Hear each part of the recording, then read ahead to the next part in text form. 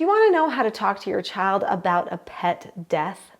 I'm Nicholeen Peck, and I teach all over the world about parenting, good communication, how to build strong family bonds, child development, and education, all through the lens of the principles of self-government. And in this video, we're talking about the delicate conversation that needs to happen about a dying pet or one that has just passed. In this video, we're going to be talking about the sensitive conversation about how to talk to your child about a pet's death. But also we'll be touching on some skills of self-government that will help your child be able to better accept that no answer of life that happens when their dear friend and pet passes away.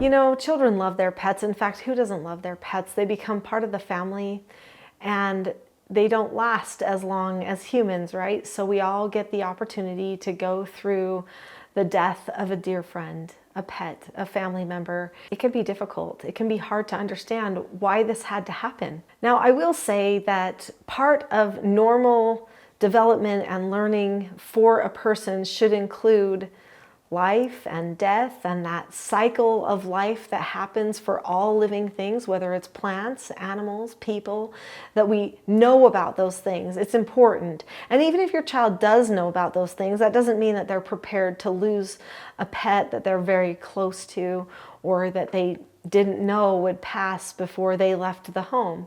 And so that can be difficult. But if we make sure that they do understand the circle of life, just in general, then that's going to make things just a little bit easier. Being around animals on a regular basis can also make it a little bit easier too. I know that some people who are surrounded by farm animals, those types of things, they sometimes can handle death just a little bit easier because they see more animals go through that circle of life. But if you just had that one dear pet and they pass away, that's going to create a lot of big feelings for your child. So what I would do if you've been through a recent pet death or if a pet is close to dying is I would pull the child aside and put my arm around them and I would talk about the pet that we love and about life. And I would say, you know, let's have a little conversation about life and about death because we need to get prepared, right? So if the pet is getting sick and they haven't died yet, then you have a pre-teach conversation about what will happen when this pet dies. In fact, if you can do it before the pet dies, the better. Most parents will wait until after a pet dies to have a conversation about death. That is much harder. It is better to have a conversation ahead of time so that the child isn't so anxious, so that they know what to expect, and so that they know it's normal and that it's okay. And if you're a spiritual person, you can talk about where the spirit of that pet goes. So in our family, we would talk about how the spirit of our pet dog or our cat is going to go to heaven and wait for us there. And that's going to be something that's going to bring a lot of peace to the child during that time. So when you're sitting down to talk with them ahead of time, talk about how every being has a spirit and a body. And the spirit and the body come together when they're born, but when they die, they separate. And so they'll be able to be reunited again at one point with that spirit of that animal, but the body is going to be left here on earth. And talk about how this is a big no answer of life. In the teaching self-government parenting approach, there are 4 basic skills that we teach children to help them learn self-government. These actually are adult skills. We all need them every single day. But children, when they learn them, develop a base for their self-government and their sense of personal empowerment. So one of those skills is really applicable to losing a pet or a loved one, and that is the skill accepting a no answer. These 4 children's books each teach one of the 4 basic skills, which are following instructions, accepting no answers and criticism, accepting consequences, and disagreeing appropriately. When a person learns the steps to these 4 basic skills, that takes care of 99% of their behavioral problems, and it helps them really be a self-governing person. If a person can do these 4 things all the time, they really are self-governing. Accepting no answers is the skill that you need for coping with the death of a pet. The steps to accepting a no answer are to look at the person or the situation. In this case, it would be the death of the pet.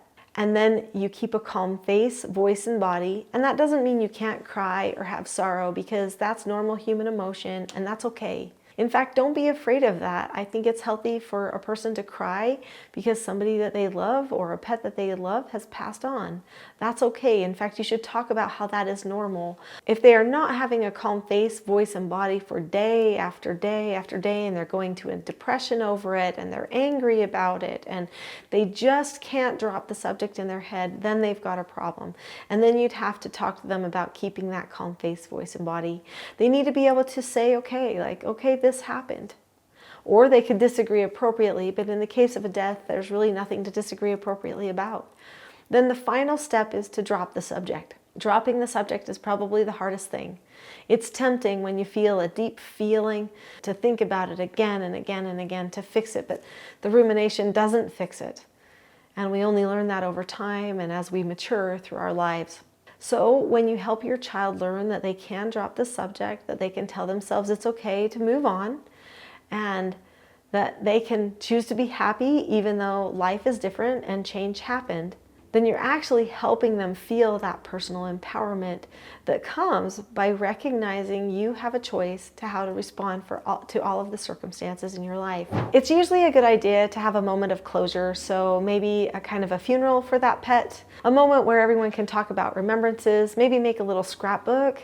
That type of thing can be really beneficial to help the child be able to have some closure and move on.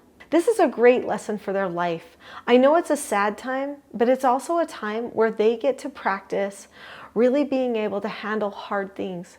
There's nothing more difficult than death. But there's also nothing more normal than death. It's part of our lives, and our children need to be prepared for it so that they can be more anti-fragile and resilient when they go through other difficult things in their lives. There's so many more things that I could talk about right now related to the skills and principles of self-government. We've just scratched the surface by talking about accepting a no answer. But there are more skills that we should probably discuss, and there's a great video, it's a full-length class here on the channel that you can listen to find out more about those skills. That class is called The Not-So-Known Secret for Parenting Success. Click on the link to that video next and find out more skills you can teach your children for self-government.